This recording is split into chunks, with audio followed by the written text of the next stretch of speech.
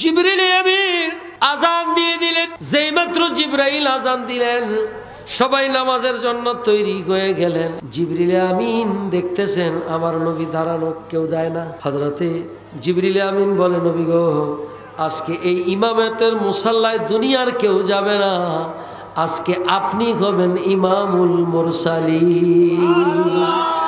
আপনি ইমাম হবেন, এখন ওনারা হবে কি মুসল্লি। এখন কথা কইল, এটা কোন ওয়াক্তের নামাজ? এটা কি ফরজ নামাজ না ওয়াজিব নামাজ না মুস্তাহাব নামাজ? কোন নামাজ? এটা তো একটা বড় প্রশ্ন। এটা কোন নামাজ? এর ব্যাখ্যা মাকালাতে কাযিমির মধ্যে লেখছেন, সমস্ত নবীগণ আলমে আরওয়ার মধ্যে রূহ ছিল, জিসম ছিল না। ওই রূহের জগতের মধ্যে সমস্ত রূহগুলিকে আল্লাহ একত্রিত করে ওয়াদা নিয়েছেন। আমার নবীর রূহগুলো সমস্ত নবীদের রূহকে একত্রিত করে কোরআনে কারীম সূরা আলে ইমরানের মধ্যে আয়াতে মুবারাকা আছে। কি আয়াতে মুবারাকা? وَإِذْ أَخَذَ اللَّهُ مِيثَاقَ النَّبِيِّينَ لَمَا آتَيْتُكُم مِّن كِتَابٍ وَحِكْمَةٍ ثُمَّ جَاءَكُمْ رَسُولٌ مُصَدِّقٌ لِّمَا مَعَكُمْ সুবহানাল্লাহ বলেন لَتُؤْمِنُنَّ بِهِ وَلَتَنصُرُنَّهُ ইলা আখিরিল আয়াত। হযরতে আম্বিয়া আলাইহিমুস সালাম থেকে আল্লাহ ওয়াদা নিছেন। কি ওয়াদা? আমার নবীর উপরে যদি ঈমান আনো, সাহায্য করো, আমি আল্লাহ তোমাদেরকে নবুয়ত দিব এবং কিতাব দিব।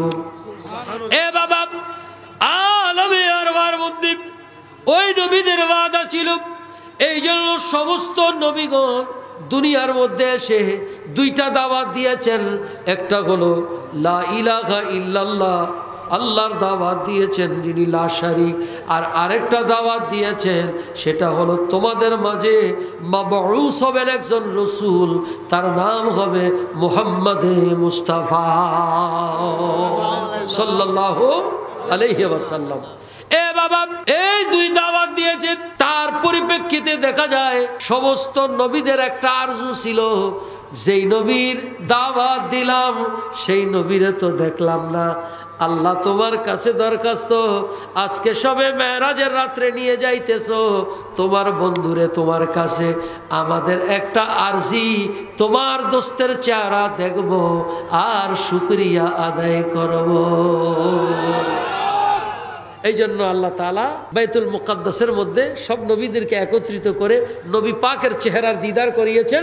2 রাকাত নামাজ, এটা শুকরিয়া আদায় পড়াইছেন। বড় করে বলুন সুবহানাল্লাহ। এটা এই নামাজ ছিল শুকরিয়া আদায়ের নামাজ।